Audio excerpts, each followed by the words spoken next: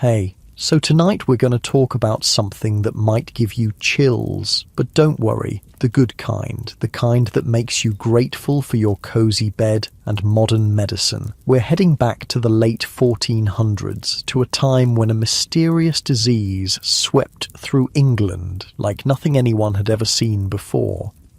This mysterious illness would come and go over the next 66 years, striking fear into the hearts of everyone from peasants to kings. And the wildest part? It could kill you in 24 hours, sometimes less. Imagine falling ill and knowing that by this time tomorrow, you might not be here anymore. But let's back up a bit. Let's set the scene.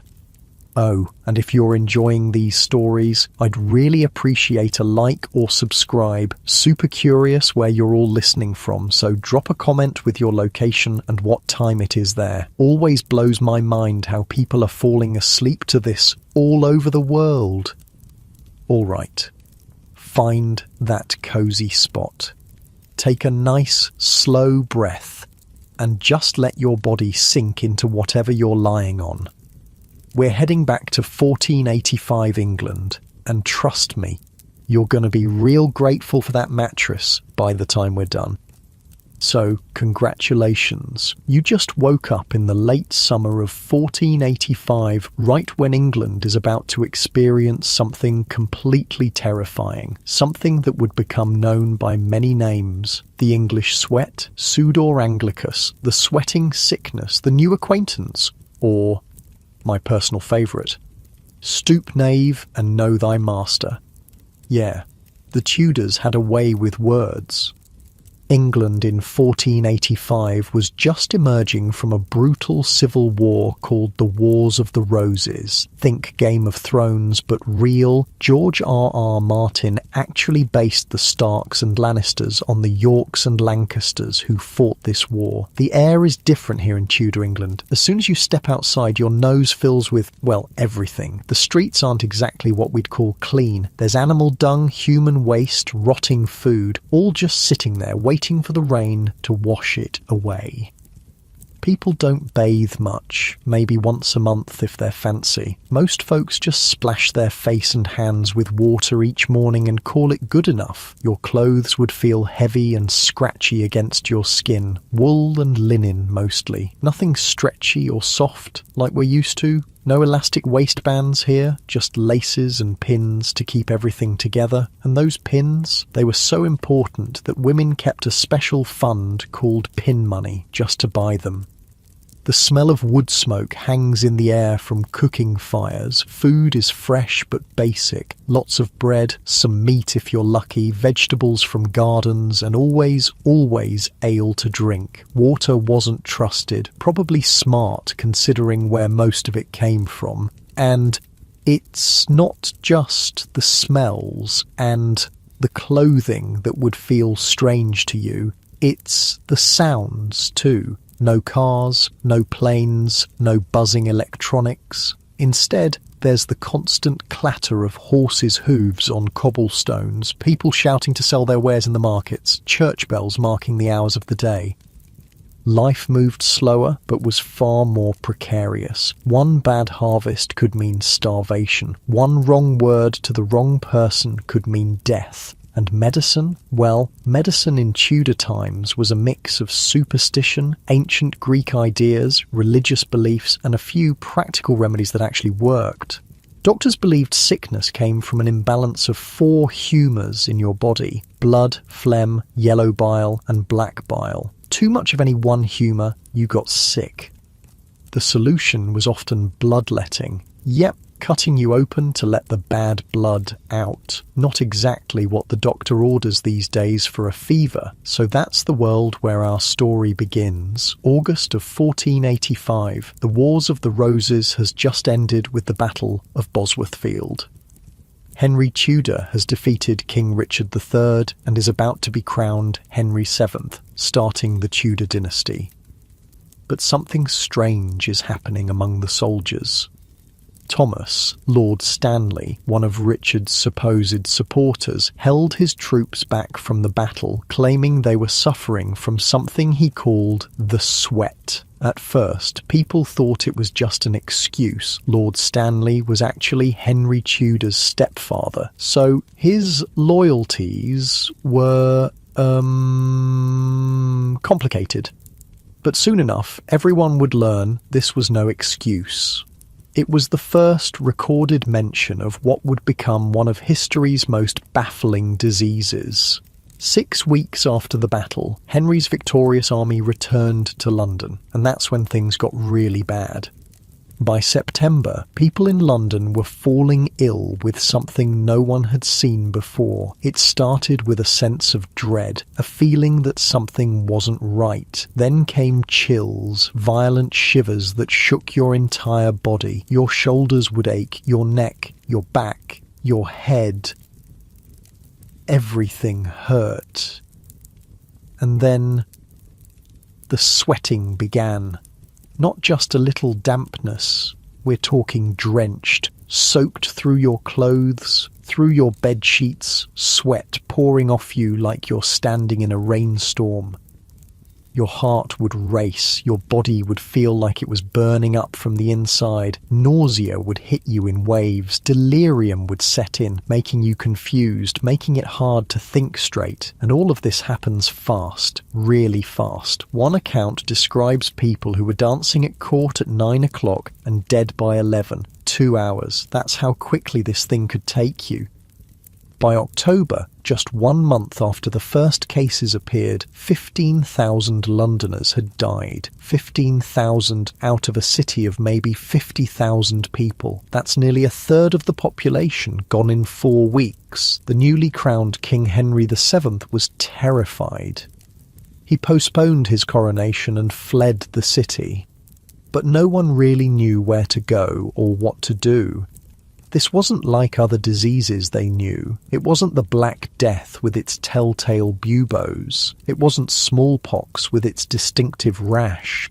This was something new, something that seemed to come from nowhere and kill before you even had time to say your prayers. What made the sweating sickness even stranger was who it targeted. Most epidemics hit the young, the old, the poor, those with weaker immune systems or worse living conditions. But the sweat? It went after the wealthy, the powerful, the prime of society, and it completely spared children and the elderly. There's not a single record of a child dying from the sweating sickness. Not one.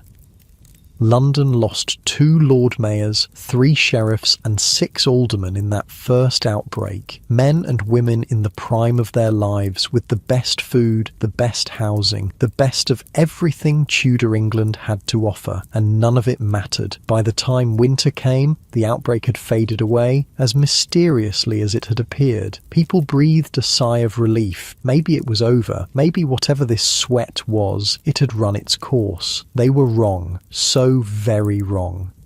The sickness disappeared for a while, but it would be back. In 1508 it returned for a second wave, less deadly this time, but still terrifying. Then again in 1517, this time just in London, but the fourth outbreak in 1528. That was the worst. It spread through all of England except the far north and Scotland. The death rate was staggering. King Henry VIII, son of Henry VII, who'd survived the first outbreak, was absolutely terrified of getting the disease. When he heard one of his chambermaids had fallen ill, he apparently ran off in great haste to a distance of 12 miles. Can you blame him? Records from the time called it the easiest in the world to die of. Henry broke up his court and kept moving, changing houses like he changed his socks, which, the chronicles tell us, was pretty often. The king was known for being fastidious about his personal cleanliness, even if the world around him was less so. What made this fourth outbreak even more significant was that it was the only time the sweating sickness left England. It travelled by ship to Germany, where it killed thousands, including 3,000 people in the city of Danzig alone. From there, it spread to Poland, Scandinavia, and parts of Russia. Western Europe got lucky. For whatever reason, the sickness never reached France or Italy. Was it the climate, the terrain, something about the people? No one knew.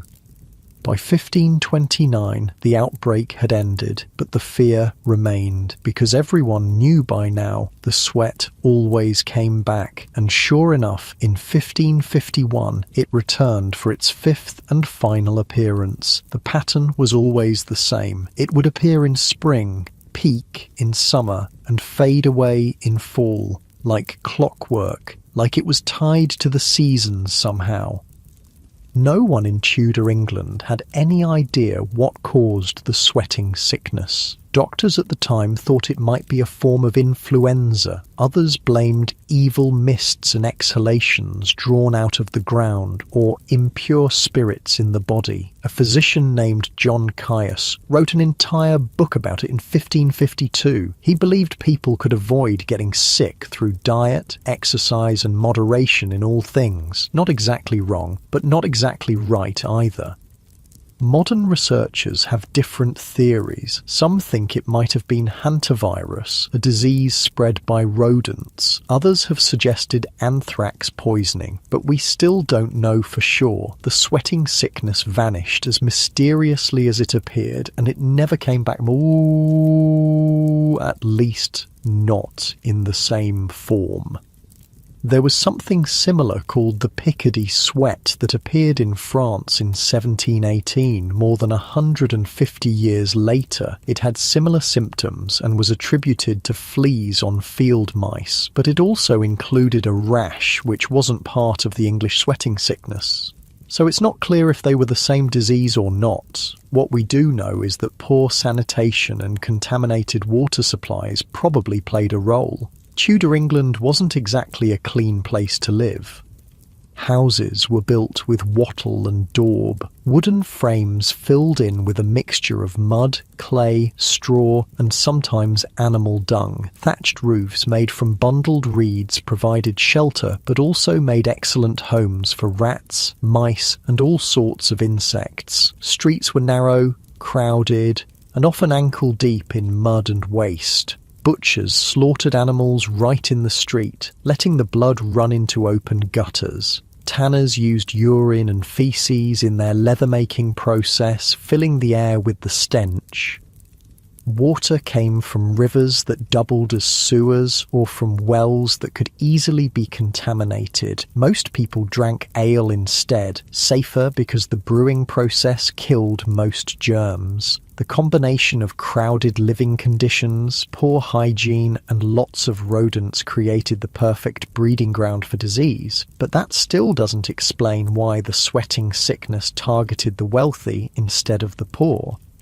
One theory suggests that it might have had something to do with the housing boom that happened after the Wars of the Roses ended. With peace finally at hand, people felt safe to invest in property again. The dissolution of the monasteries under Henry VIII created a new wealthy class who built grand houses.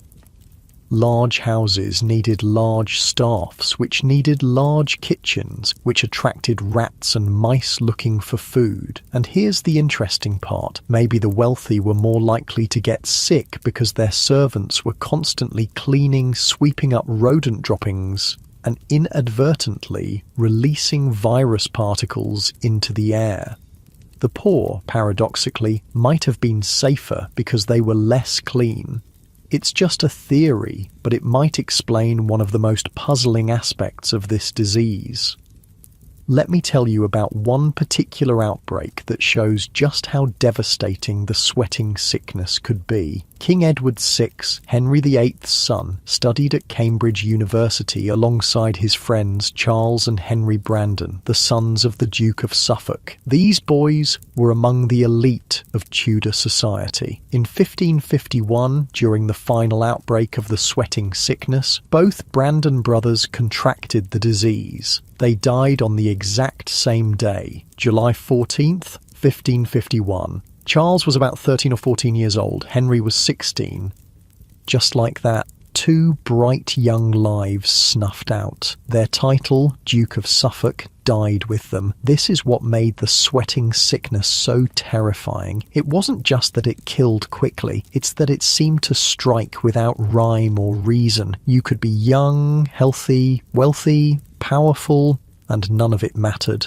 The sweat didn't care. After 1551, the disease began to fade away. Later outbreaks were smaller, more localized, and then it was gone, just like that. Just as suddenly as it had appeared 66 years earlier. But one thing about the sweating sickness has puzzled researchers for centuries, the fact that it offered no immunity. Most epidemics, if you survive them once, you never get them again. Your body learns to fight off that specific disease. Not so with the sweat, you could get it multiple times. In fact, there are records of people who survived 3 or 4 bouts of it before finally succumbing. One of those people was Anne Boleyn, Henry VIII's second wife. She caught the sweating sickness in 1528 and survived. She wrote a letter indicating that Lord High Chancellor Thomas Wolsey had the disease as well. Both recovered that time. Anne wouldn't be so lucky with her next brush with death, but that's a story for another night. As you lie there, feeling the weight of your blanket, the softness of your pillow, think about how different it would have been to lie in a Tudor bed. The mattress would be stuffed with straw, maybe feathers if you were wealthy. The room would be dark except for maybe a single candle. The air would smell of wood smoke and whatever was cooking downstairs. And if you started to feel that sense of dread, that foreboding that marked the beginning of the sweating sickness, well, your chances weren't good. Tomorrow we'll continue our journey through this mysterious plague, looking at how it changed the course of English history and exploring more about what daily life was like in Tudor times. For now, though, just breathe. Feel the comfort of knowing that the sweating sickness is long gone. Let the rhythm of your breath slow down, getting deeper, more relaxed with each exhale. The gentle weight of history settling over you like a warm blanket, carrying you back to your own time. Safe, secure, and very, very lucky to be living in an age of modern medicine. The pale morning light filters through the small, uneven glass of your Tudor window, glass that's full of tiny bubbles and ripples distorting the world outside. You're alive. Another day dawns. In the streets below, life goes on. The baker's apprentice stumbles by, half asleep, on his way to light the ovens before dawn. The sound of a distant cock crowing filters through the town. A dog barks somewhere, then another answers. Living in Tudor England means experiencing a world of contrasts. If you're among the wealthy, your morning might start with a servant bringing a basin of water and a linen towel for washing your face and hands. If you're not so fortunate, you might splash some water from a bucket shared by the whole family. Not that the wealthy bathed all that often either. The common belief was that water, especially hot water, opened the pores and let in disease. Bathing too frequently was considered dangerous. Instead, people relied on changing their linen undergarments to stay clean. The linen would absorb the sweat and oils from your skin, and you'd just change it when it got too dirty. That's where the expression keeping clean linen comes from. Cleanliness had a different meaning back then. The well-to-do would rub their bodies with linen cloths, scrubbing away dirt without getting wet. They might use a mixture of white vinegar and rose water to freshen up. Smelling nice was considered more important than what we would call cleanliness.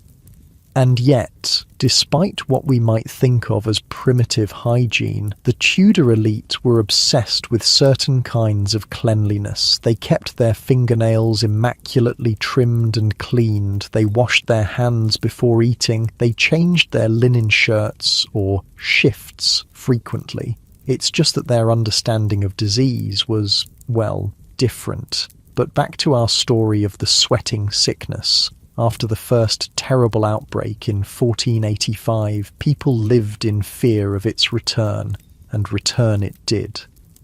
The second outbreak in 1508 was less severe, but still claimed many lives. The third in 1517 was mainly limited to London, but it was the fourth outbreak in 1528 that truly changed the course of history. The sweating sickness didn't just kill thousands of ordinary people, it reached into the highest echelons of power and altered the fate of England itself.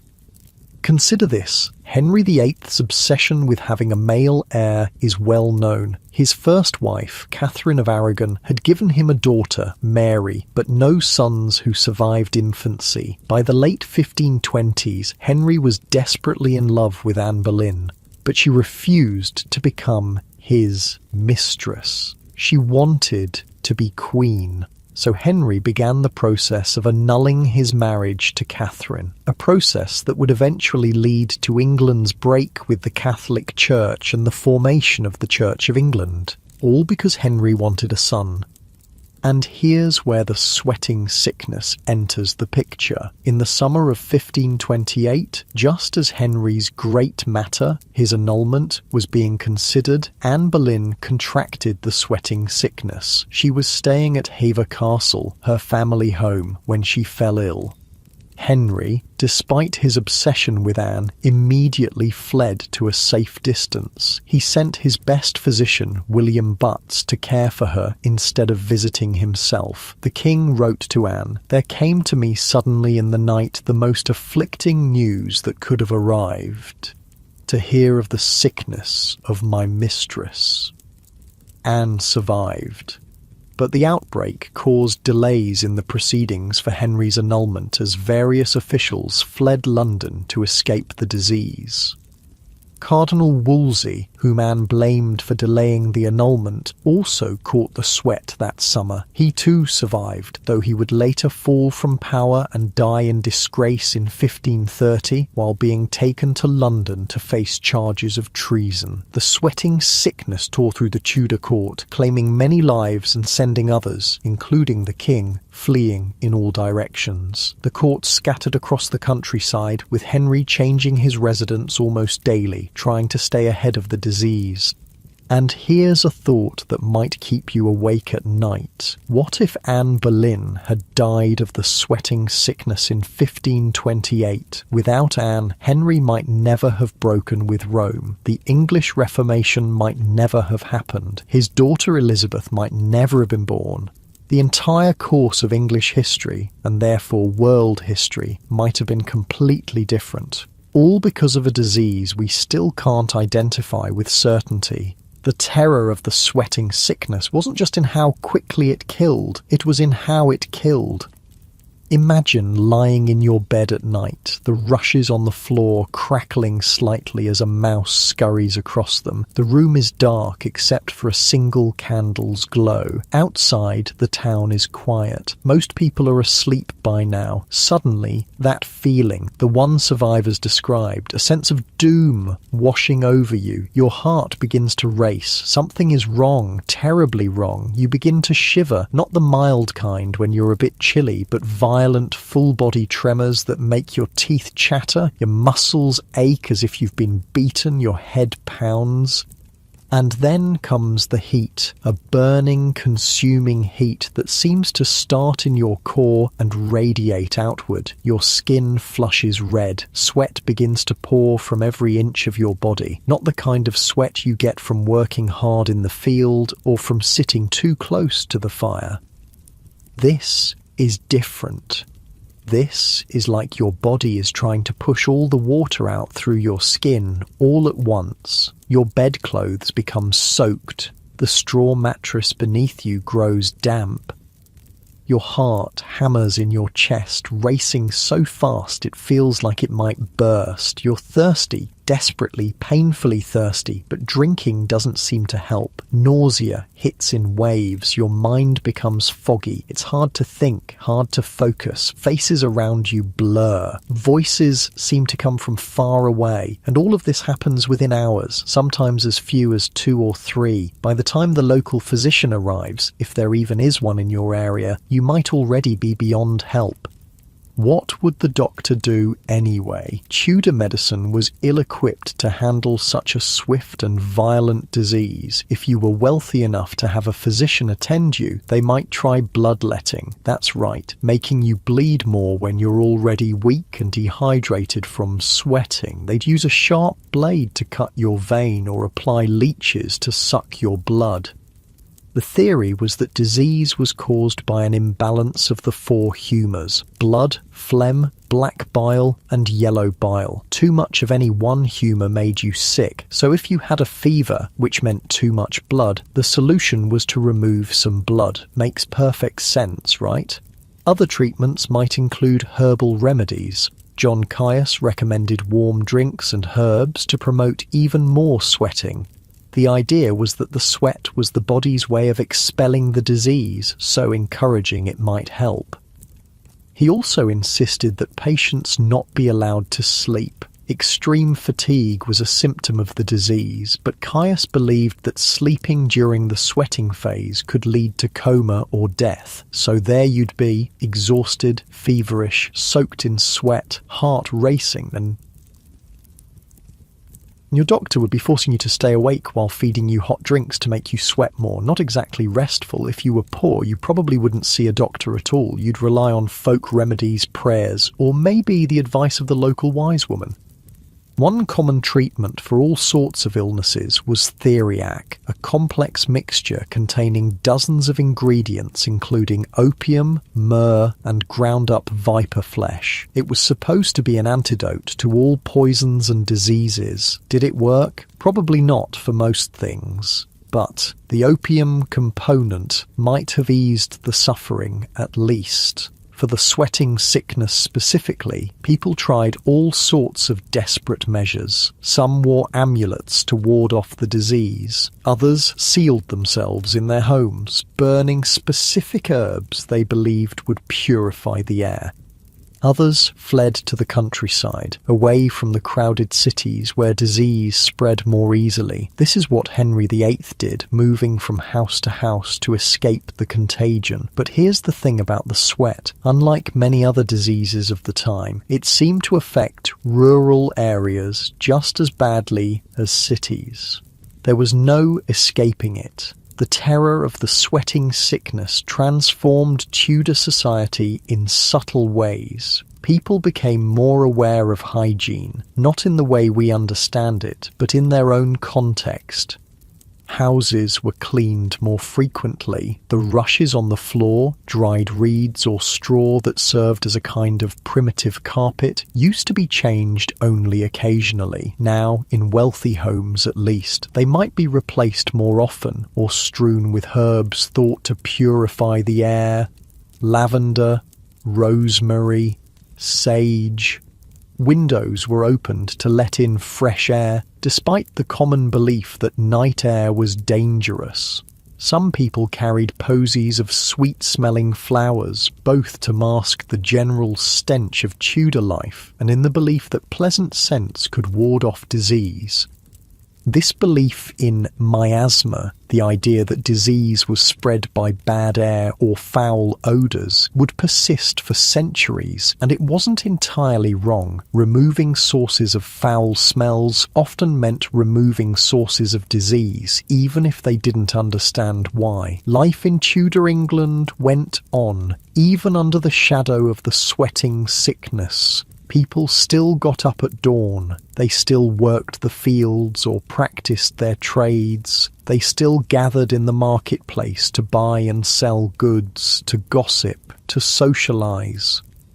Markets were the heartbeat of Tudor communities. By the beginning of Henry VIII's reign, over 750 towns in England held weekly markets. These weren't just places to shop, they were the social media of their day. This is where news spread, where people connected, where life happened.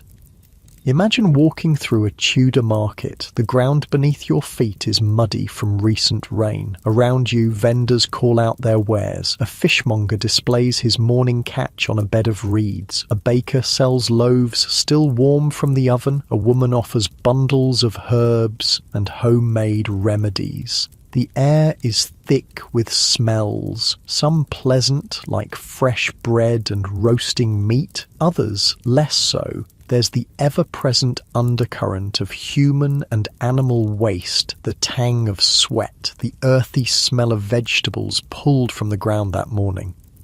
People from all walks of life brush past you. A wealthy merchant in a fur-trimmed gown, a farmer's wife with a basket of eggs, apprentices running errands, children darting between the stalls, and through it all runs an undercurrent of conversation. Who's sick? Who's died? Where the sweating sickness has been seen most recently, how to avoid it, how to cure it. When the sweating sickness was active, these gatherings became both more necessary and more feared. People needed supplies, needed news, but coming together meant risk. Tudor clothing was not just about fashion, it was about practicality, status, and even protection from disease. If you were a common labourer, you'd wear a simple linen shirt next to your skin. Over that would go a woolen tunic or doublet, maybe reaching to your mid-thigh, and woolen hose on your legs. A belt at your waist would hold small tools or a pouch for your few precious possessions. Your shoes would be simple leather and you'd probably have a woolen cap. Women would wear a linen shift, like a long undershirt, next to their skin. Over that would go a kirtle, a kind of dress with a fitted bodice and full skirt. On top of that might be a gown if they could afford it. Their heads would be covered with a linen cap, and married women would add a veil. The wealthy, of course, had much more elaborate clothing. Men wore doublets padded to create a broad-chested silhouette with decorative slashes to show the fine linen shirt beneath. Their hose became more like fitted trousers. They might have velvet cloaks, fur trims, jewelled buttons. Wealthy women wore multiple layers, a shift, then a kirtle, then an overgown that might have detachable sleeves. Their headdresses became increasingly elaborate throughout the Tudor period, but regardless of status, everyone believed that clothing could protect you from disease. The linen worn next to the skin was thought to absorb harmful humours from the body. That's why changing your linen was considered so important for health. During outbreaks of the sweating sickness, people might add specific herbs to their clothing or wear certain colours believed to ward off illness. Red was thought to be especially protective. Food in Tudor England was both simpler and more complex than what we eat today. Simpler in terms of ingredients. Most people ate what was local and in season. More complex in how those ingredients were combined and presented, at least for the wealthy. The average person ate a lot of bread. A lot. It was the main source of calories, often consumed at every meal. Depending on your status, this might be fine white bread made from sifted wheat flour, or coarse dark bread made from rye or barley. Meat was a luxury for most people, eaten perhaps once or twice a week. Fish was more common, especially on the numerous fast days when the church forbade meat. Vegetables came from gardens, and fruit was eaten in season. Spices were expensive and used sparingly by all but the wealthiest. Salt was the most common preservative, used to keep meat and fish from spoiling. Meals were generally taken twice a day, a larger meal around mid-morning, dinner, and a lighter one in the early evening, supper. People rose and slept with the sun, their days dictated by daylight rather than clocks. Ale or beer was drunk by everyone, including children. It was safer than water and provided calories. Wine was for the wealthy.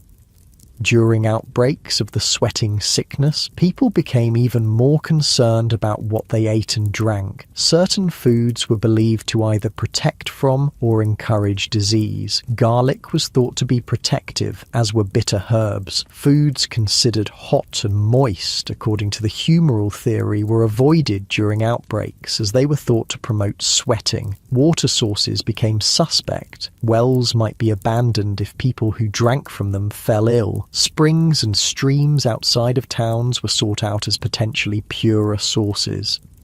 Home remedies were shared and tried with increasing desperation. Vinegar was sprinkled around homes to purify the air. Dried rosemary was burned. Windows were sealed against night air or flung open to allow fresh breezes, depending on which theory of disease you subscribe to. Through it all, the daily rhythm of Tudor life continued. It had to. Crops needed tending. Animals needed feeding. Trade needed to happen.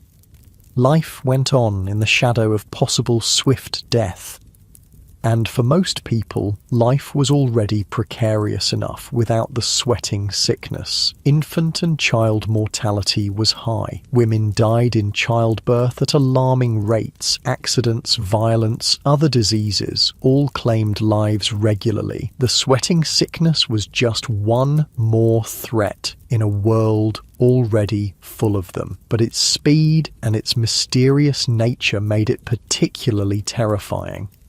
If you survived the initial 24 hours of the disease, you'd likely recover fully, but there was no guarantee you wouldn't get it again during the next outbreak. Unlike many diseases, surviving the sweating sickness once didn't make you immune. This fact alone made it different from other epidemic diseases of the time. The Black Death, for instance, would leave survivors immune, but the sweat could return to claim you even if you'd beaten it before.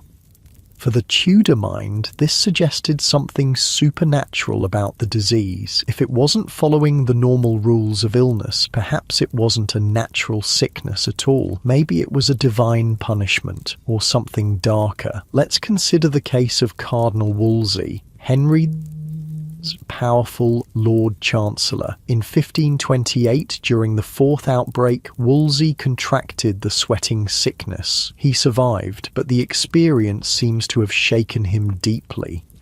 Wolsey had been tasked with securing Henry's annulment from Catherine of Aragon. His failure to do so, combined with Anne Boleyn's enmity toward him, led to his downfall. In 1529, he was stripped of his government office, though he remained Archbishop of York.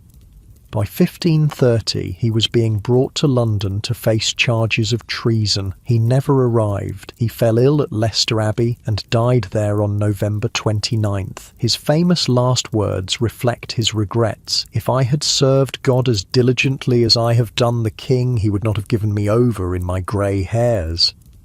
Was this final illness the sweating sickness returning to claim him? Probably not, as it wasn't the right season. More likely it was something else, perhaps typhoid fever. But in the Tudor imagination, diseases were often seen as divine judgment. Wolsey's fall from grace, followed by his death before he could face trial, seemed like perfect poetic justice. Religious responses to the sweating sickness varied. Catholics prayed to saints for protection, particularly St. Roch or St. Sebastian, both associated with plague.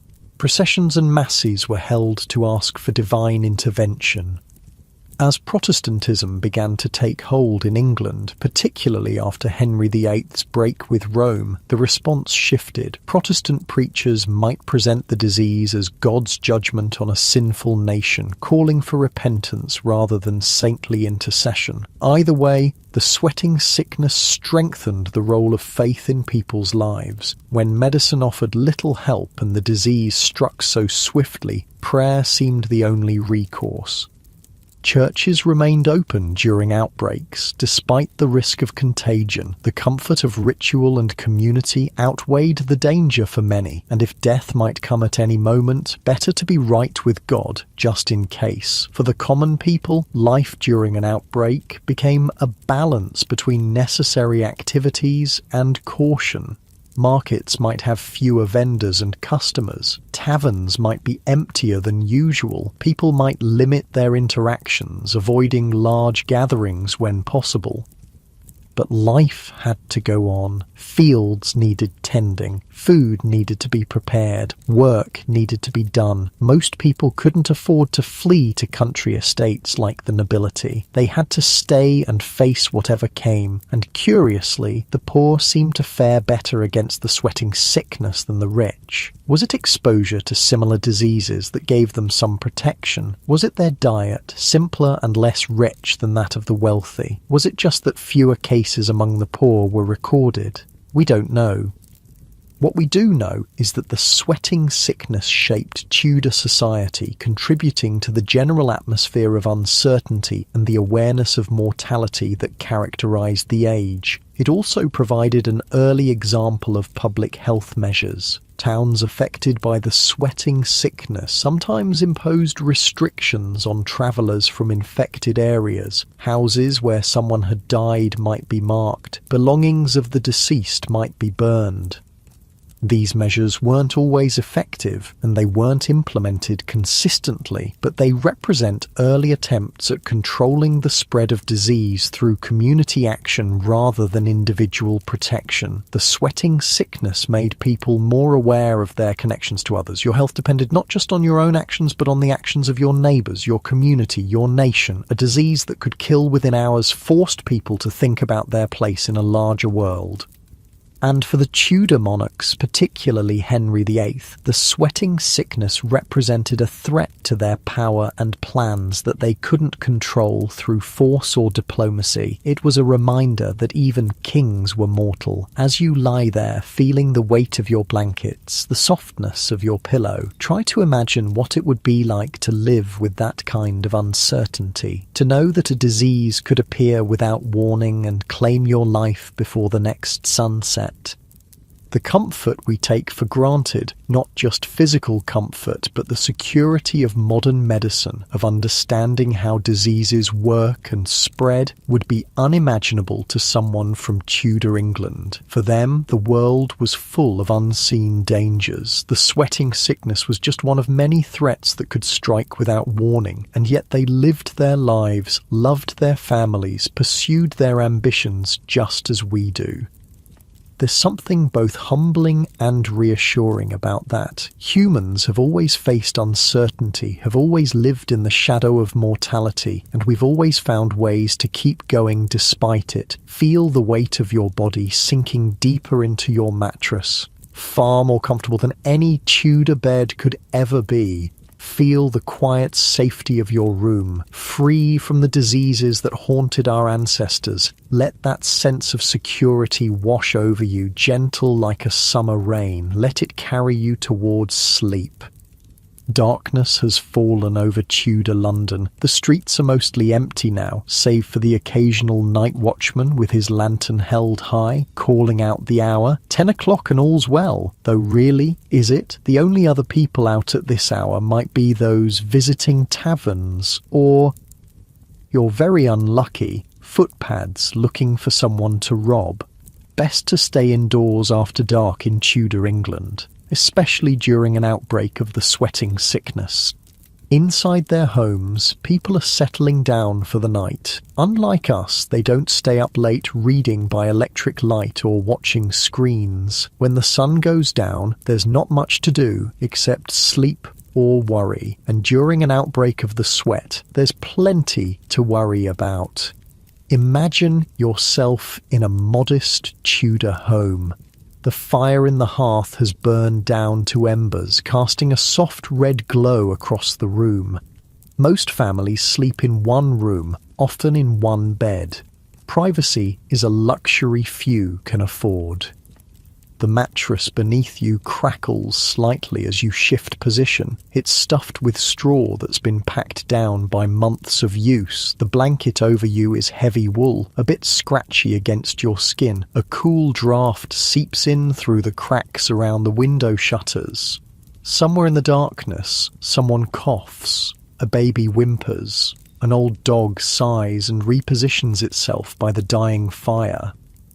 This is how most Tudor people end their day, surrounded by family, lulled to sleep by the familiar sounds and smells of home. It's comforting in its way, until someone wakes in the night, shivering with that telltale chill that means the sweat has found them. When that happens, the household erupts into terrified activity. Candles are lit, the fire is stoked, neighbours might be called, someone runs for the physician if there's one nearby and the family can afford it. The race against time begins. 24 hours. That's all you have to survive the sweating sickness, sometimes less. Let's talk about a specific case, one that changed the course of English history in ways that still echo today. Arthur Tudor was the eldest son of Henry VII and Elizabeth of York.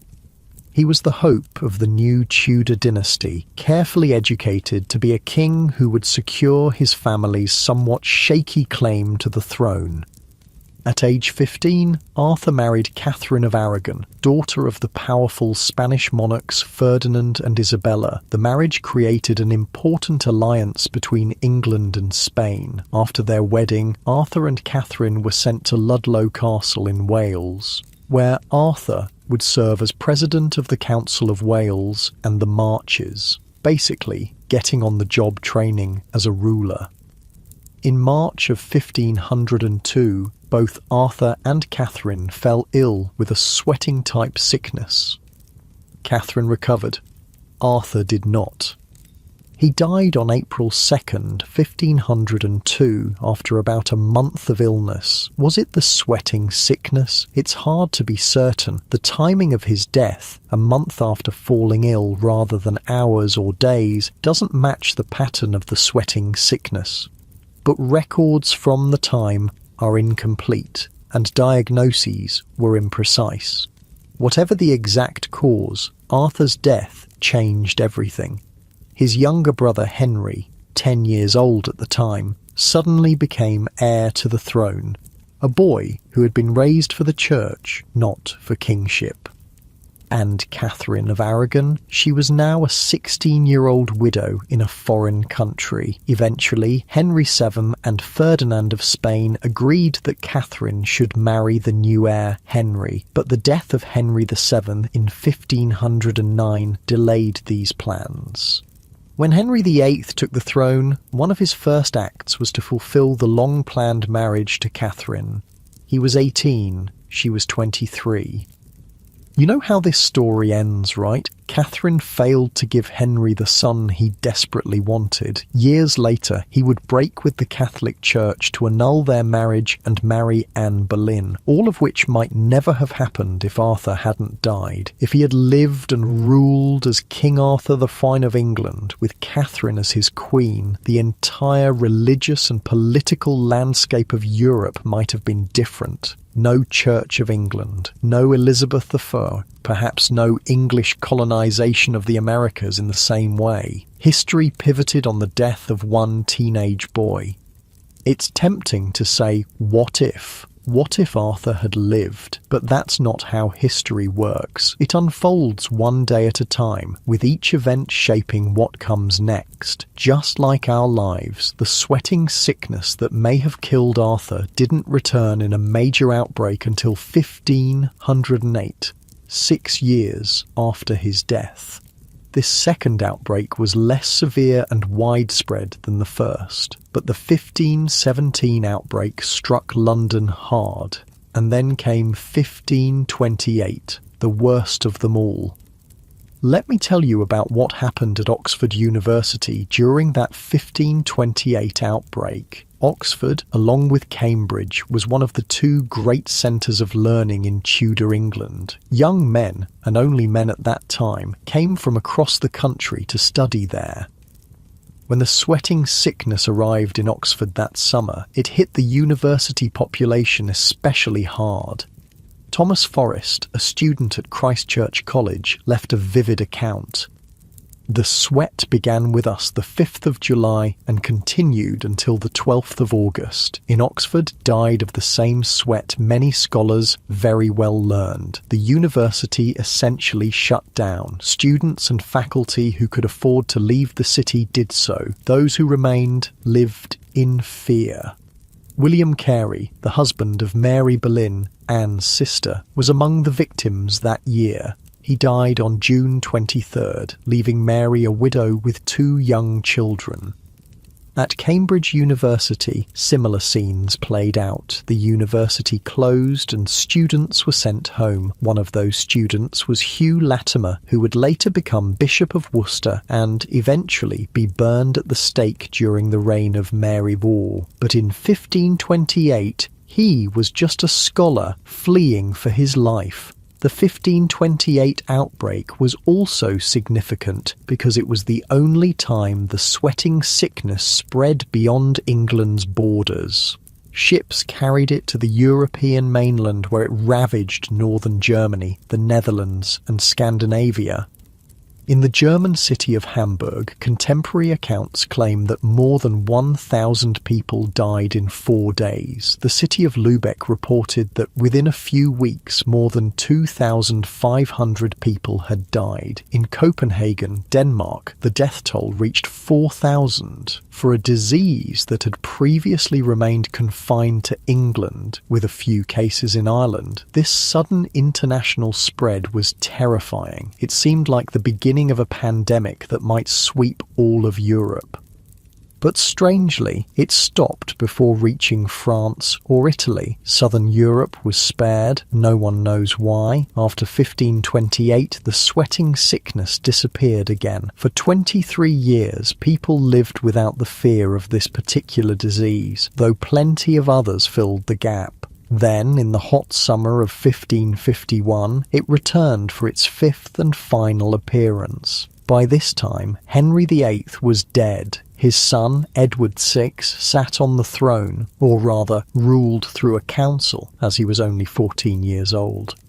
Edward was a sickly boy, but intelligent and devout. He had been raised as a Protestant, unlike his father, who despite breaking with Rome, remained Catholic in many of his beliefs. Under Edward, England became more firmly Protestant. Churches were stripped of their Catholic imagery. The Book of Common Prayer was introduced, establishing English rather than Latin as the language of worship. All these religious changes created tension. Many people, especially in the countryside, resented the disappearance of familiar rituals and saints. Others embraced the new ways eagerly. When the sweating sickness returned in 1551, it entered this charged atmosphere. Some saw it as divine punishment for religious changes, others saw it as a test of faith. One of the most notable victims of this final outbreak was not a single person, but a pair of brothers. Remember the Brandon boys I mentioned earlier? Charles and Henry Brandon were the sons of Charles Brandon, Duke of Suffolk, and his 4th wife, Catherine Willoughby. The elder Charles Brandon had been one of Henry VIII's closest friends. He had even married Henry's sister Mary, briefly Queen of France, in a secret ceremony that initially enraged the king. But Henry forgave his friend, and Charles remained a powerful figure at court until his death in 1545. His sons, the young Charles and Henry Brandon, were students at Cambridge University when the sweating sickness struck in 1551. King Edward VI, about their age, was their close friend and companion. On July 14th, both Brandon boys fell ill with the sweating sickness at the Bishop of Lincoln's residence in Huntingdonshire. Despite the best medical care available, they both died that same day, Charles at about age 14, Henry at age 16. With their deaths, the male line of the Dukes of Suffolk became extinct. The title would later be recreated for other families, but the original Brandon line was gone. Edward VI was devastated by the loss of his friends. He wrote in his journal, "Two noblemen's sons died of the sweating sickness, Charles and Henry Brandon, one 15 years of age and the other 13. His account was slightly off. Henry was 16, not 13. But the pain of loss is clear. These were boys Edward had studied with, played with, grown up with, and now they were gone, taken within hours by a disease no one understood. This brings us to an important question. What exactly was the sweating sickness? Modern researchers have proposed several theories. One of the most compelling is that it was a form of hantavirus pulmonary syndrome. Hantaviruses are spread by rodents, specifically by breathing in dust contaminated with rodent droppings or urine. The symptoms match those of the sweating sickness: sudden onset, fever, headache, muscle aches, extreme fatigue, and profuse sweating. The fact that the disease struck in summer months when rodent populations would be at their peak supports this theory. So does the fact that it affected the wealthy more than the poor. Remember how I mentioned earlier that wealthy Tudor houses were being built and renovated at a rapid pace during this period? Well, when you disturb old buildings or build new ones, you're likely to disturb rodent nests. And the most zealous cleaning, which would have happened in wealthy households, could actually make things worse by stirring up dust containing dried rodent waste. Servants sweeping and cleaning might have been inadvertently releasing virus particles into the air. The wealthy, living in these freshly cleaned environments, would have been more exposed than the poor. Other theories include a particularly virulent form of influenza, typhus, or even anthrax, but none of these quite match all the symptoms and patterns of the sweating sickness. We'll probably never know for certain what caused it. The disease disappeared after 1551 and never returned in the same form, but its impact lingered in the collective memory. References to the English sweat appeared in medical texts and historical accounts for centuries afterward. It became a benchmark for swift and mysterious illness.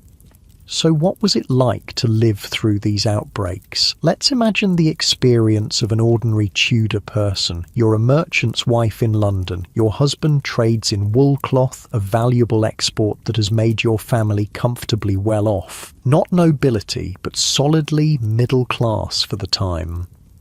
Your home is a timber-framed building near Cheapside, one of London's main commercial streets. It's 3 stories tall, with your husband's shop on the ground floor, living quarters on the middle floor, and sleeping chambers above. You have 3 servants, a cook, a maid, and an apprentice who helps in the shop. Word reaches you that the sweating sickness has returned to London. At first, it's just rumours. Someone heard that a merchant from Bristol fell ill after arriving in the city. A woman collapsed in St. Paul's churchyard. Then it becomes more real. The butcher 2 streets over has died. So has the wife of a goldsmith your husband knows, a servant in the mayor's household. People begin to take precautions. Your husband burns sweet-smelling herbs in the shop, believing they purify the air. You make sure the servants change the rushes on the floor more frequently. You give your children garlic to eat and hang dried rosemary in the bedchambers.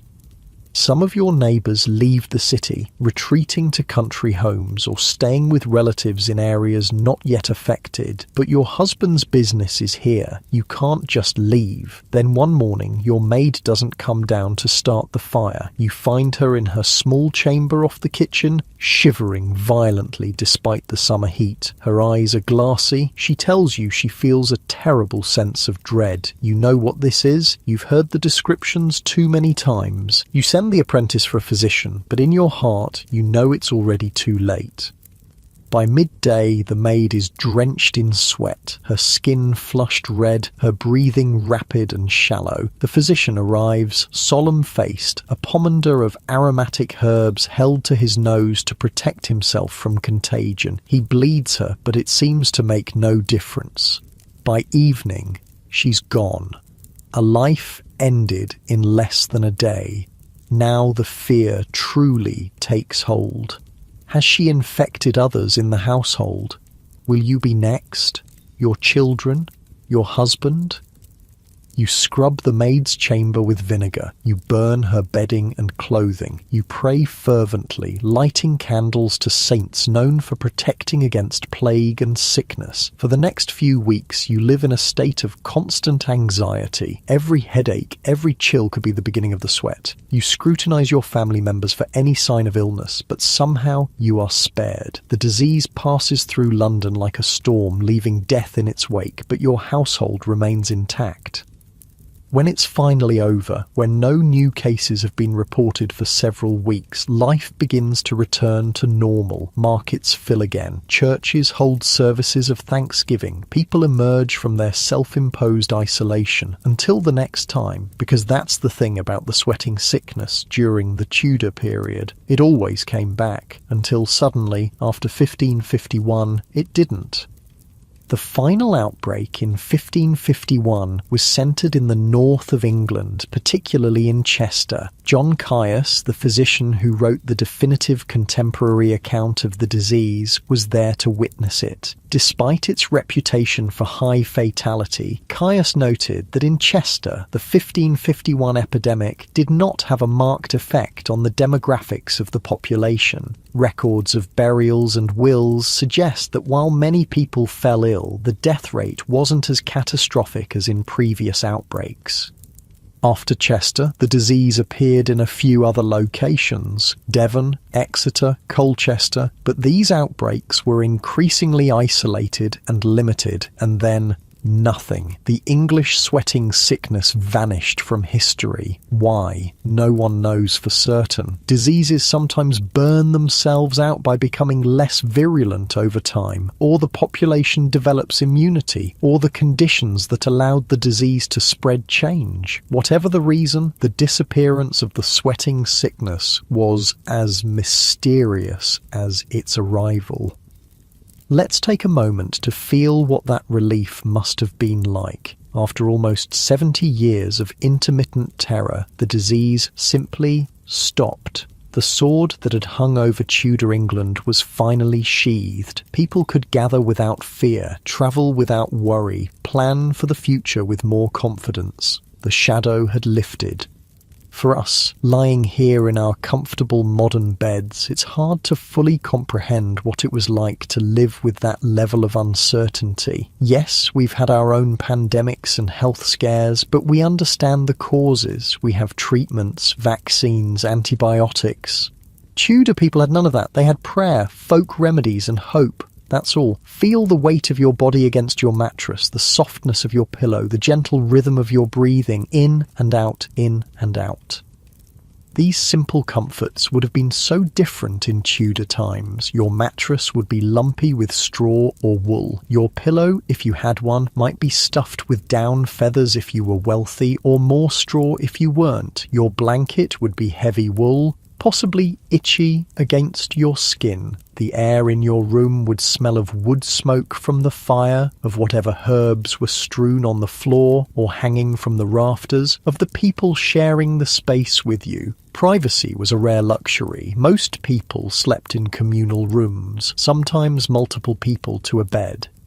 The sounds of the night would be different too. No distant traffic, no hum of electronics. Instead, you might hear the call of the night watchman marking the hours, the barking of dogs, the occasional shout or song from late revellers making their way home from a tavern. And there would be the ever-present awareness of mortality, not just from the sweating sickness, but from all the myriad dangers of Tudor life. Childbirth, infection from minor wounds, accidents, violence, other diseases like smallpox, typhus, tuberculosis. Life was precious and precarious. Each day was a gift not to be taken for granted. Perhaps that's why Tudor people embraced life with such vigour. They feasted when food was plentiful. They celebrated holidays with enthusiasm. They danced, sang, played sports and games. They loved and fought and lived fully in the moment, because the next moment wasn't guaranteed. The sweating sickness taught them that, if nothing else. As you drift towards sleep, think about the resilience of those Tudor people. They faced a terrifying, mysterious disease that could strike without warning and kill within hours. Yet they carried on. They rebuilt their lives after each outbreak. They adapted, created, loved and planned for the future despite it all. There's a lesson in that, I think, about human endurance, about hope, about finding joy even in uncertain times. Let that thought settle over you like a warm blanket. Let it ease you towards sleep, toward dreams that might take you back to Tudor England, but safely as an observer rather than a participant, and be grateful for the soft bed beneath you, for the clean water you drink without a second thought, for the medicines waiting in your cabinet should you need them. These are luxuries a Tudor king would have envied. Dawn breaks over the Thames. The river's surface turns from black to silver as the first rays of sunlight touch it. Mist rises from the water, shrouding the many boats already plying their trade on London's watery highway. The city is waking up, shutters open, fires are lit.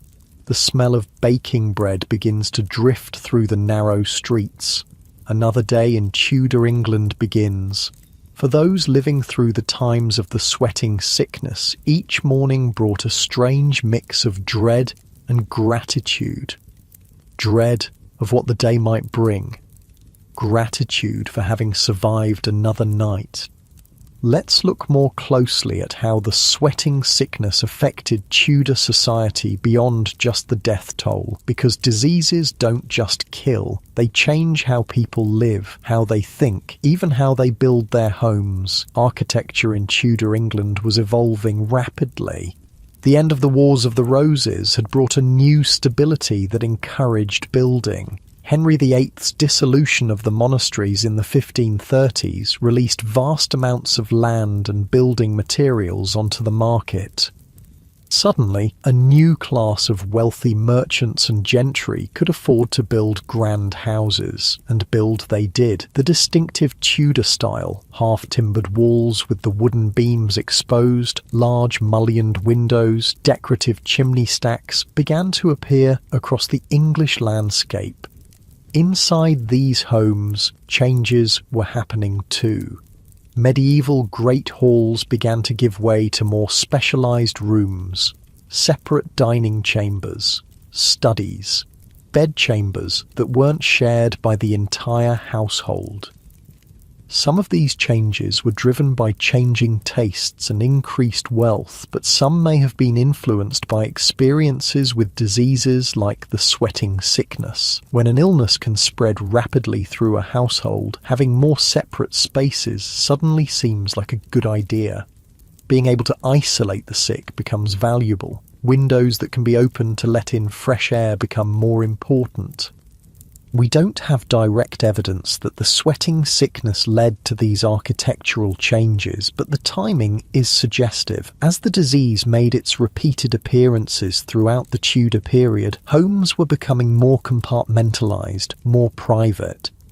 Personal hygiene practices may have been influenced as well. While Tudor people didn't bathe often by our standards, they did care about cleanliness. The wealthy changed their linen undergarments frequently. They washed their hands and faces daily. They cleaned under their fingernails and used tooth-cleaning preparations made from herbs and chalk. During outbreaks of the sweating sickness, these practices may have intensified. Contemporary accounts suggest that people became more concerned with corrupted air and tried various methods to purify their surroundings. The wealthy might carry pomanders, balls of aromatic substances like ambergris, civet, musk, and herbs to ward off disease. These were typically held in ornate metal containers that could be worn on a chain or belt. Windows might be opened to let in fresh air, or sealed tight, depending on which theory of disease transmission you believed in. Floors might be strewn with fresh herbs rather than the traditional rushes, which could harbour all sorts of unpleasant things. In a world without germ theory, people were trying anything that might work. Religion, as we've seen, was deeply intertwined with medicine in Tudor England, but as the sweating sickness continued to appear and disappear mysteriously, it may have contributed to subtle shifts in religious thinking. The Protestant Reformation was gaining momentum during this period, challenging the authority of the Catholic Church. One aspect of this challenge was questioning whether saints could intercede to protect people from disease. When prayer to St. Roch or St. Sebastian didn't stop the sweating sickness, it might have made some people more receptive to Protestant ideas. On the other hand, the terror of sudden death might have made others cling more tightly to familiar religious practices. Religion in Tudor England was a complex and contested arena. Henry VIII's break with Rome wasn't primarily about theology. It was about his desire to annul his marriage to Catherine of Aragon. But once that break happened, it opened the door for more radical religious changes. Under Edward VI, England moved more firmly in a Protestant direction. Catholic imagery was removed from churches, the Mass was replaced with English language services, saints' days were downplayed in favour of simple biblical teaching. Then came Mary I, daughter of Catherine of Aragon, who tried to return England to Catholicism, sometimes by force. The religious whiplash continued under Elizabeth I, who established a kind of middle way, a Protestant church with some Catholic trappings. Through all these changes, ordinary people tried to make sense of their world. When disease struck seemingly at random, was it divine punishment, a test of faith, or something more mundane, tied to physical rather than spiritual causes? The sweating sickness, with its mysterious comings and goings, must have seemed like a divine visitation to many, but its peculiar pattern, targeting the wealthy rather than the poor, sparing children entirely, didn't fit neatly into any religious narrative. Perhaps this contributed in small ways to a more naturalistic understanding of disease, not immediately, not explicitly, but as part of a gradual shift in thinking. Speaking of gradual shifts, let's look at how medicine was evolving during this period. Tudor medicine was a mix of ancient Greek theories, medieval practices, folk remedies, and increasingly new observations based on experience. The sweating sickness challenged this medical system because it didn't behave like known diseases. John Caius, whom we've mentioned before, was one of the most important English physicians of the Tudor period. His book on the sweating sickness, published in 1552, was one of the first detailed medical studies of a specific disease in English. While Caius still believed in traditional humoral theory, the idea that health depended on the balance of 4 bodily fluids, he was also a careful observer. He recorded symptoms in detail. He noted which treatments seemed to help and which didn't. He tried to identify patterns in who got sick and who didn't. This approach, emphasizing observation and experience over ancient authority, was a small step toward what we would now recognize as scientific medicine. Not a revolution, but a revolution. Caius advised moderate living as a preventative measure against the sweating sickness. He recommended avoiding extremes of heat and cold, eating a balanced diet, getting adequate but not excessive exercise, and keeping regular hours. Not bad advice, really. While it wouldn't prevent viral infection, living moderately might help the body withstand disease better. Other physicians of the time recommended more specific remedies. Thomas Forestier, who had witnessed the first outbreak in 1485, suggested a mixture of blessed thistle, rosemary and marigold boiled in water with bread as a treatment. Would it have helped? Probably not directly. But staying hydrated is always good when you're sweating profusely, so the advice to drink herbal infusions wasn't entirely wrong. The most dangerous treatments involved bloodletting and purging, deliberately making the patient bleed or vomit to expel bad humours. These would have weakened someone already fighting a serious infection. Despite these misguided approaches, Tudor physicians were trying, they were observing, experimenting, learning. It would take centuries more for medicine to develop a true understanding of infectious disease, but the process had begun.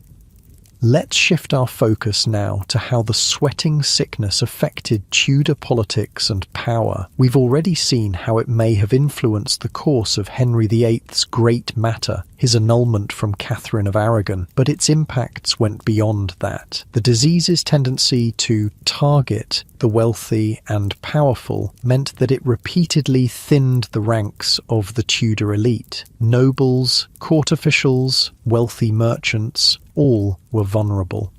This created opportunities for social mobility. When established families lost their heirs, new men could rise. When court officials died, their positions needed filling. The flux caused by the sweating sickness, along with Henry VIII's break with Rome and dissolution of the monasteries, helped create the conditions for a more fluid society. Thomas Cromwell, Henry's chief minister from 1532 to 1540, is perhaps the most famous example of this mobility. Born the son of a blacksmith, he rose to become the king's most trusted advisor and one of the most powerful men in England. Cromwell's rise wasn't directly caused by the sweating sickness, but he operated in a world where sudden death was common and opportunities appeared unexpectedly. His skill lay in recognizing and seizing those opportunities. The sweating sickness also affected how the court itself operated. During outbreaks, the normal gathering of hundreds of nobles, officials, and servants became dangerous. The court would disperse, with the monarch and key officials moving frequently to stay ahead of infection. This disrupted the normal functions of government.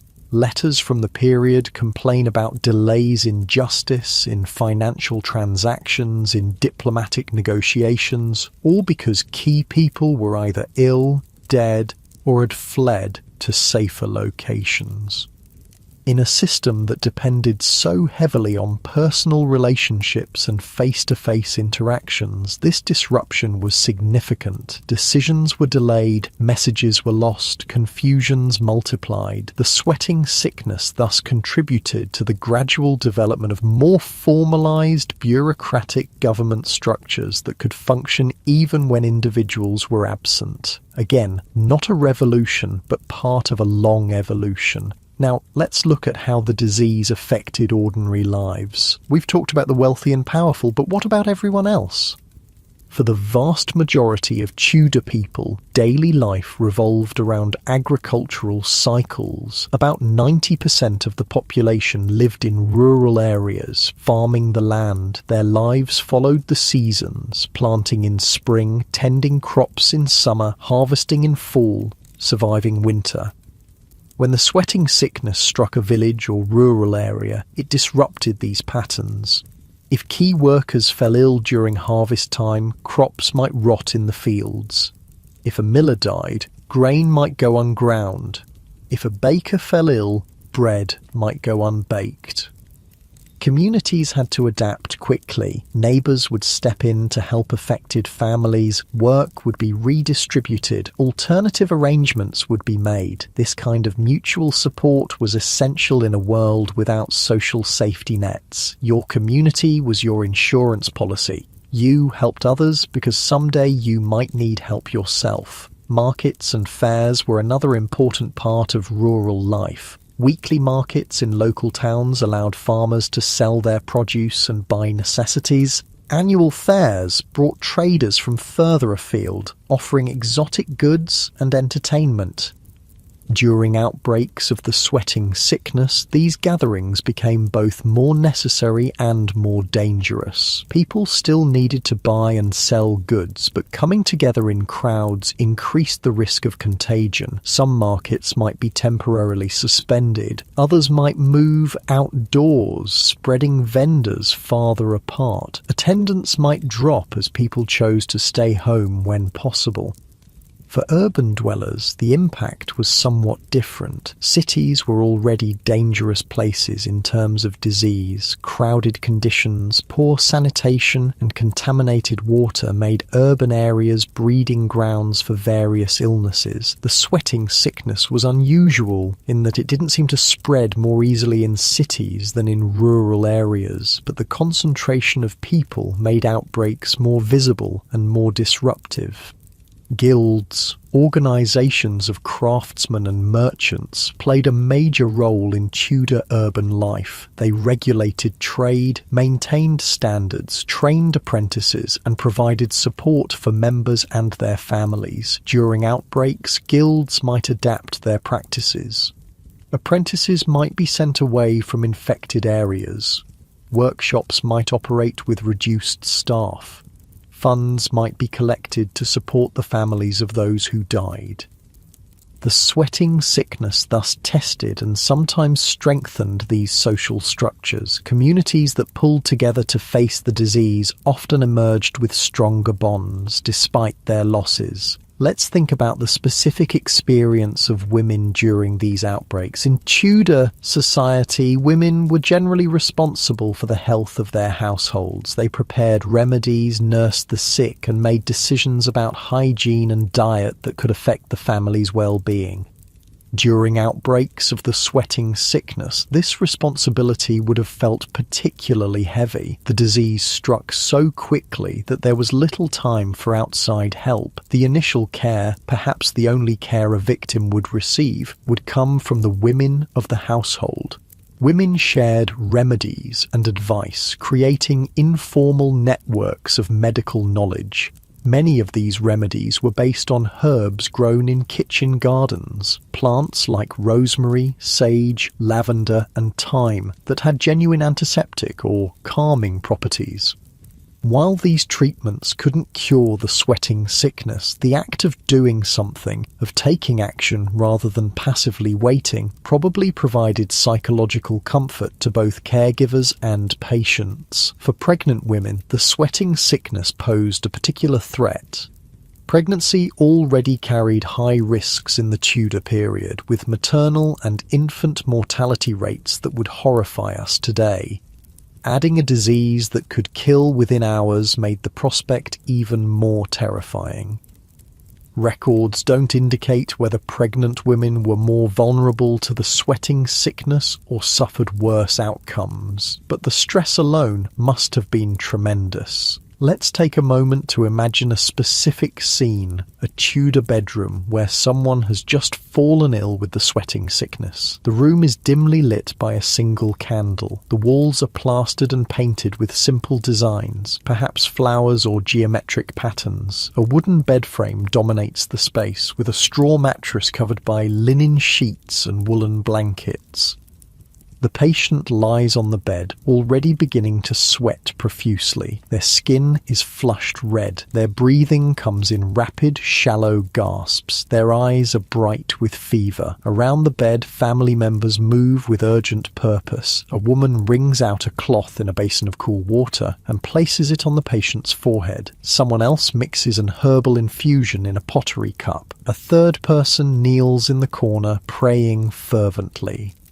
The air is thick with fear, with love, with desperate hope. No one says it aloud, but everyone knows, by this time tomorrow, their loved one will either be recovering or dead. There is no in-between with the sweating sickness. Outside the window, life goes on. A cart rumbles by on the street below. Children laugh as they play some game. A church bell tolls the hour. The contrast between the crisis unfolding in the bedroom and the ordinary world just beyond the walls makes the situation even more surreal. This scene would have played out thousands of times during the various outbreaks of the sweating sickness, sometimes with a happy ending as the patient survived the crucial 24 hours. More often not. Let's return to the broader historical picture. The sweating sickness made its final appearance in 1551 during Edward VI's reign. By 1553, Edward was dead, not from the sweat, but from what was probably tuberculosis. His death sparked a succession crisis. Edward had named Lady Jane Grey, his Protestant cousin, as his heir, bypassing his half-sisters Mary and Elizabeth. Jane ruled for just 9 days before Mary I claimed her rightful place on the throne. Mary, a devout Catholic, set about reversing the Protestant reforms of her brother's reign. Those who resisted, including former Archbishop of Canterbury Thomas Cranmer, were burned at the stake as heretics. Mary's reign was brief, just 5 years, and troubled by failed harvests, economic problems, and an unpopular marriage to Philip II of Spain. When she died childless in 1558, her half-sister Elizabeth took the throne. Elizabeth I would reign for 45 years, establishing a stability that England hadn't known since before the Wars of the Roses. Under her rule, England became a major European power, defeated the Spanish Armada, and began its first colonial ventures. The Elizabethan era also saw a flowering of culture, with writers like William Shakespeare, Christopher Marlowe, and Edmund Spenser creating works that still resonate today. And through it all, through religious upheaval, political intrigue, international conflicts, and cultural renaissance, the sweating sickness remained absent.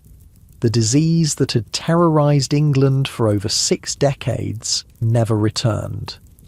Its disappearance remains one of history's medical mysteries. Did the virus, if it was a virus, mutate into a less lethal form? Did the human population develop immunity? Did changes in housing, clothing, or behavior reduce exposure to whatever caused it? We don't know. We may never know. Like so many historical puzzles, this one may remain unsolved. But the impact of the sweating sickness on Tudor England is clear. It shaped royal succession, influenced architectural and hygiene practices, tested social bonds, and remained a source of terror for generations. As we lie here in our comfortable modern beds, it's worth remembering that the security we feel, our confidence that we won't suddenly be struck down by a mysterious disease that kills within hours, is a relatively recent luxury. For most of human history, people lived with levels of uncertainty we can barely imagine. Death could come swiftly, without warning, at any age. Medical knowledge was limited, treatments were often ineffective or actively harmful. And yet they lived, they loved, they created beauty, they built for the future, they found joy where they could. There's something profoundly moving about that resilience, about the human capacity to continue in the face of terrible uncertainty. Feel the weight of your body sinking deeper into your mattress. Feel the gentle rise and fall of your breath. Feel the quiet darkness around you, safe and secure. The sweating sickness is long gone. The people who lived through it, who feared it, who died from it, they're gone too. But their stories remain. Their legacy continues in the world we've inherited. In the buildings that still stand from Tudor times, in the literature and art they created, in the religious settlements they established, in the political systems they developed, and perhaps most importantly, in the lesson they teach us about human endurance, about finding ways to live fully even in the shadow of uncertainty. As you drift towards sleep, carry that thought with you, the knowledge that we are part of a long human story of survival, of adaptation, of finding beauty and meaning even in difficult circumstances. Let that connection to the past comfort you. Let it remind you of your place in the grand tapestry of human experience. And sleep well, knowing that you are the fortunate inheritor of centuries of human struggle, human wisdom, and human hope. Night has fallen once more over our imaginary Tudor town. Stars prickle the sky, visible in the darkness in ways we rarely see them today. No light pollution dims their brilliance. No electrical hum disturbs the quiet. The only sounds are the soft murmur of the river, the occasional hoot of an owl, the distant barking of foxes in the woods beyond the town walls. The night watchman calls the hour, his voice echoing down empty streets. Inside their homes, Tudor people sleep, some in feather beds with embroidered canopies, if they're wealthy, others on simple pallets stuffed with straw, all in darkness broken only by the occasional gleam of moonlight through a window or the dying embers of a fire. They sleep and they dream, unaware that they're living through what future historians will call the Tudor period, a time of profound change, of religious reformation, of cultural flowering, and yes, of mysterious disease. We've explored how the sweating sickness affected Tudor England, from the royal court to ordinary households. We've seen how it may have altered the course of history by killing some and sparing others, by disrupting plans and changing successions. But there's more to this story, more to understand about how the sweating sickness fit into the broader context of Tudor health and medicine, about its legacy, and about what it can teach us today.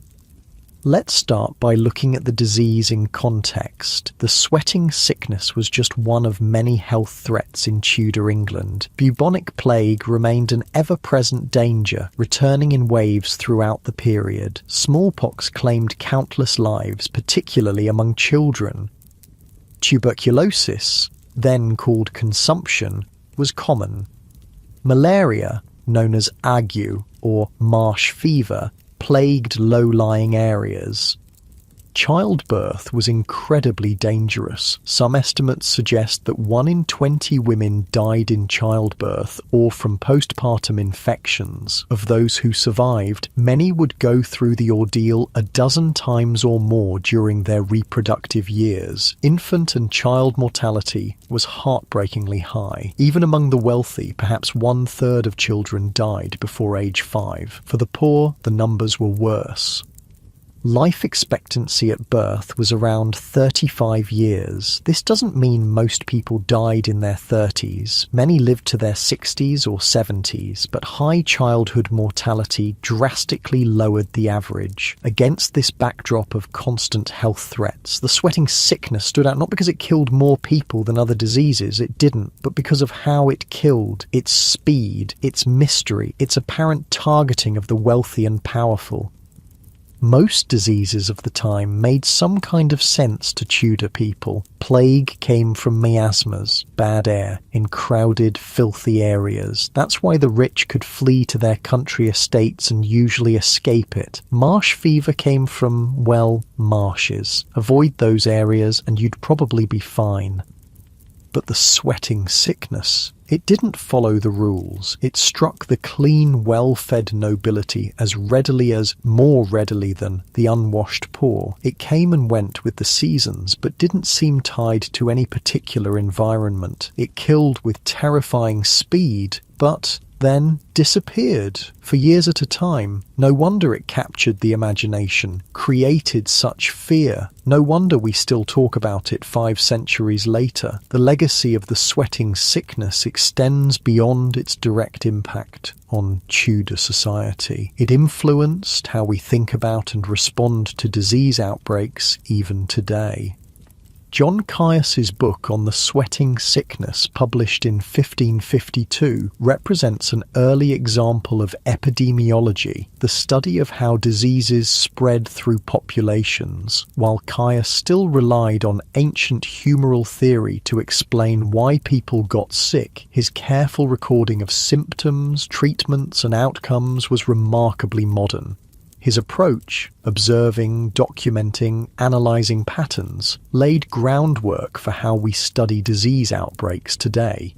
He was asking the right questions, even if he lacked the tools to find the right answers. Another legacy lies in public health measures. During outbreaks of the sweating sickness, Tudor authorities sometimes took steps to limit its spread. Houses where someone had died might be marked, travel from affected areas might be restricted, public gatherings might be discouraged. These measures weren't applied consistently or based on a scientific understanding of contagion, but they represent early attempts at what we would now call public health policy.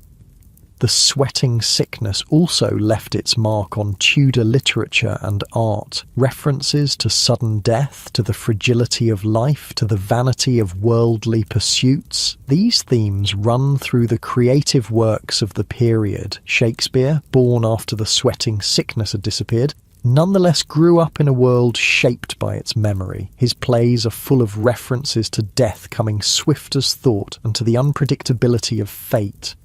In Hamlet, the gravedigger scene powerfully evokes the levelling nature of death, how it comes to all regardless of status. This reflected the lived experience of Tudor people who had seen how even the wealthiest and most powerful could be struck down in hours by the sweating sickness.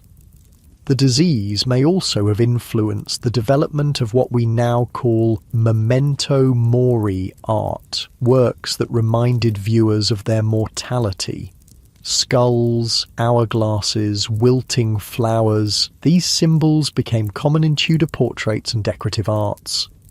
Such reminders weren't meant to be morbid, rather they encouraged people to live virtuous lives in preparation for a death that might come at any time. When the sweating sickness could claim you before the next sunrise, such reminders must have seemed particularly apt.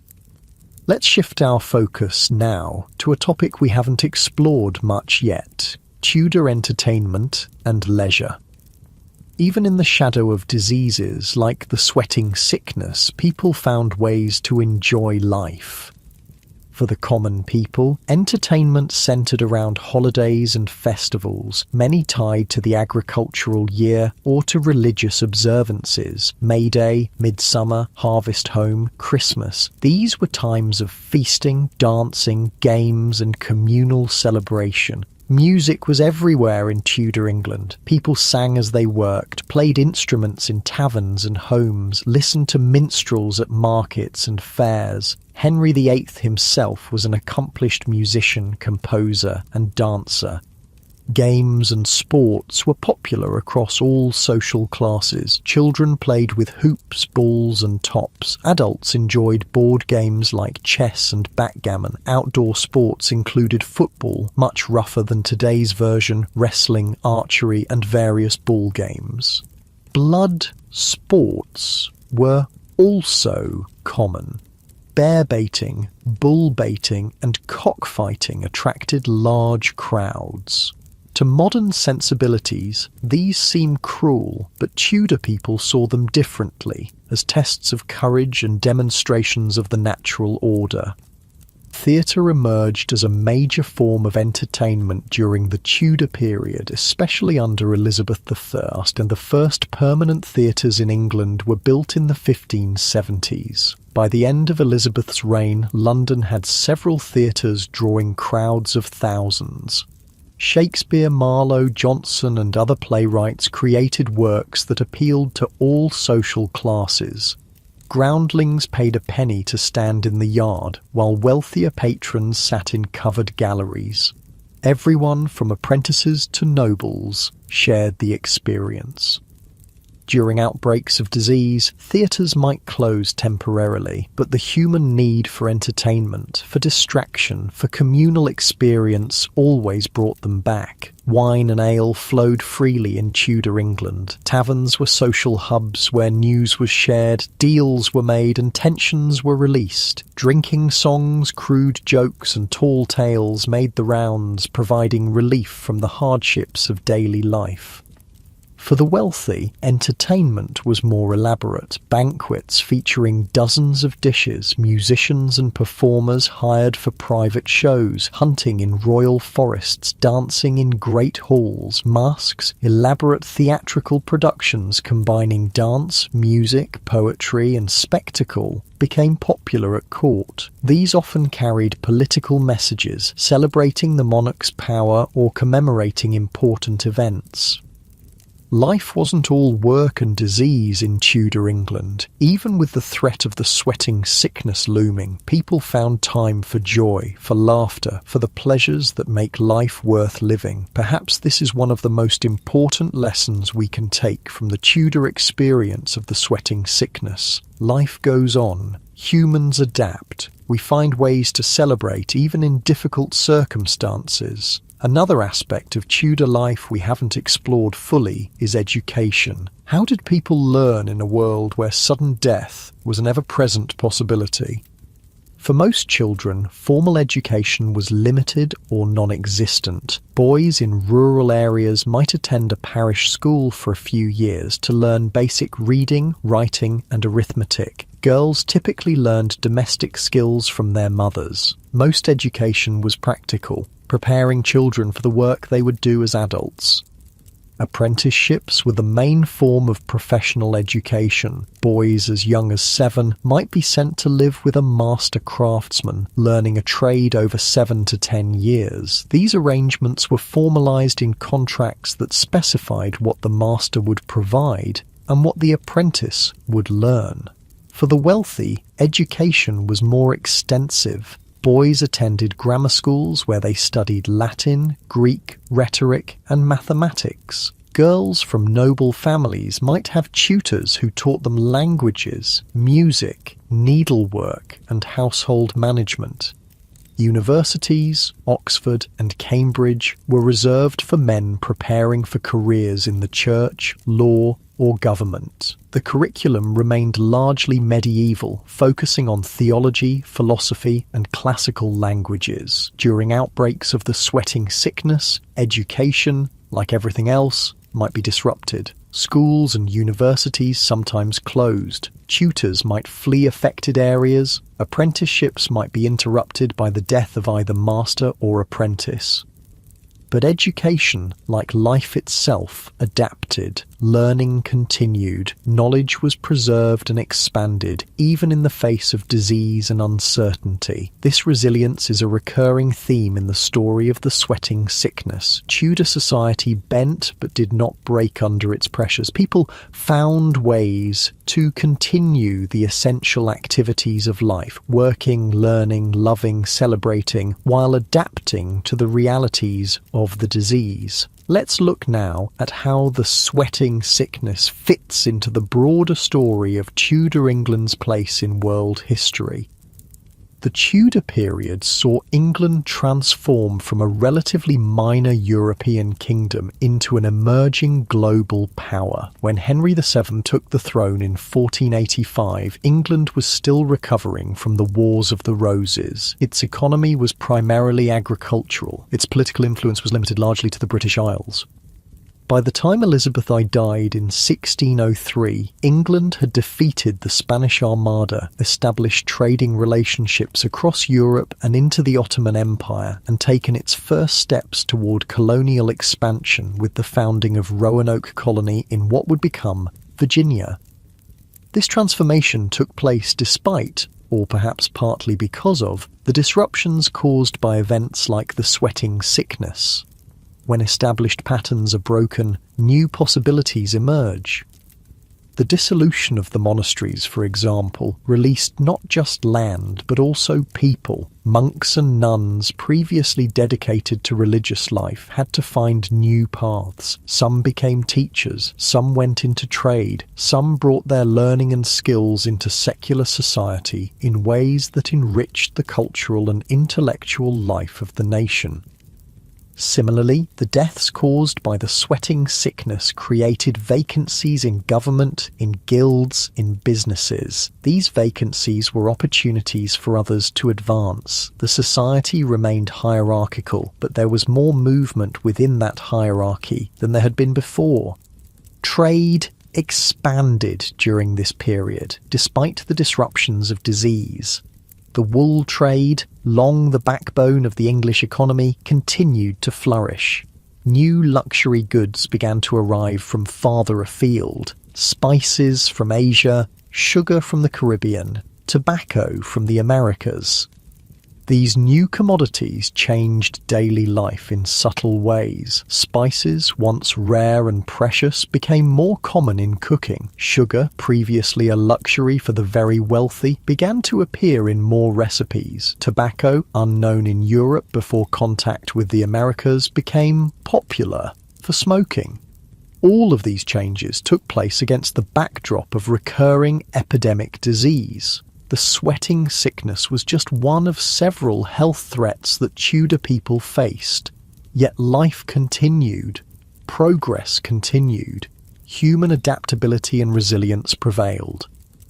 Let's turn now to a question that has fascinated historians and medical researchers for centuries. Why did the sweating sickness disappear? After the 1551 outbreak, the disease vanished from the historical record. There were no more major epidemics, no more panicked flights from London, no more records of people dying within hours of falling ill with the characteristic symptoms. Several theories have been proposed to explain this disappearance. One possibility is that the causative agent, whether a virus, a bacterium, or something else, mutated into a less lethal form. This has happened with other diseases. Viruses, in particular, often evolve toward less virulence over time, as killing the host too quickly limits their ability to spread. Another theory is that the human population developed immunity. If enough people survived infection and retained some resistance to future infections, the disease might have had trouble finding new victims. Eventually, it might have died out or become so rare that it no longer caused noticeable outbreaks. A third possibility is that environmental factors changed. If the sweating sickness was indeed a hantavirus, changes in rodent populations or human-rodent interactions could have reduced transmission. Improvements in housing, food storage, or sanitation might have played a role. Or perhaps the disease didn't disappear at all. Maybe it transformed into something we now recognize as a different illness. The symptoms of the sweating sickness share some similarities with various modern diseases. Could it have evolved into something we now call by another name? We may never know for certain. The sweating sickness appeared before the development of modern medicine, before microscopes could identify pathogens, before the concept of viruses was understood. It disappeared before anyone could study it with the tools we now take for granted. All we have are descriptions written by people who witnessed its effects but had no way to understand its causes. In this, the sweating sickness serves as a humbling reminder of the limits of our knowledge. Even with all our scientific advancement, there are still mysteries in the world of disease. The COVID-19 pandemic reminded us of this, how a new disease can emerge suddenly and change everything, how our understanding evolves as we gather more information, how much remains uncertain even as we fight to control the outbreak. Tudor people faced the sweating sickness without our advantages. No electron microscopes, no PCR tests, no antivirals or vaccines, not even a basic understanding of germ theory. And yet they coped. They developed theories, tested treatments, implemented public health measures that made sense within their understanding of the world. They adapted their social practices, their architecture, their daily routines to reduce risk as best they could. There's a lesson here for us. Human creativity and adaptability are powerful resources in the face of threat. When we don't know exactly what we're facing or exactly how to fight it, we still find ways to continue, to protect ourselves and each other, to build and plan for a future we hope to see. The story of the sweating sickness is, in many ways, a story about uncertainty, about living with questions that have no clear answers, about making the best decisions you can with limited information, about finding meaning and purpose even when the future is not guaranteed. These are timeless human challenges, as relevant today as they were in Tudor England. As our journey through the world of the sweating sickness comes to an end, let's take a moment to reflect on what we've learned, on the connections between then and now, on the threads that link us to those Tudor ancestors across the centuries. We've seen how a mysterious disease appeared suddenly, caused terror and disruption, altered the course of history in ways both large and small, and then disappeared just as suddenly. We've explored how people responded, with fear, yes, but also with courage, with innovation, with community support, with religious faith, with medical experimentation, with artistic expression, with continued engagement in the business of living. We've considered how the sweating sickness might have influenced architecture, hygiene practices, social mobility, government structures, medical approaches, and religious attitudes. And we've reflected on the resilience of Tudor society, its ability to absorb the shocks of repeated epidemics and continue functioning, adapting, evolving. What does all this tell us about ourselves, about human nature, about our capacity to face the unknown? Perhaps it suggests that uncertainty, while frightening, is also fertile ground for growth. That disruption, while painful, creates opportunities for positive change. That facing mortality, while sobering, can deepen our appreciation for life. The Tudor people who lived through the sweating sickness didn't know what caused it or how to cure it, but they didn't let that paralyze them. They acted based on the best information they had. They supported each other. They found meaning in their faith, their work, their relationships, their creative expressions. And when the disease finally disappeared, they moved forward. They built on what they had learned. They remembered, but they didn't remain trapped in fear. There's wisdom in that approach, I think, a wisdom we can apply to our own uncertainties, our own challenges, our own fears. As you drift towards sleep, I invite you to carry that wisdom with you, to remember that humans have faced the unknown before and found ways to thrive despite it. That adaptability and resilience are part of our heritage, gifts from ancestors who survived their own dark times. Feel the weight of your body sinking deeper into your bed. Feel the gentle rhythm of your breath.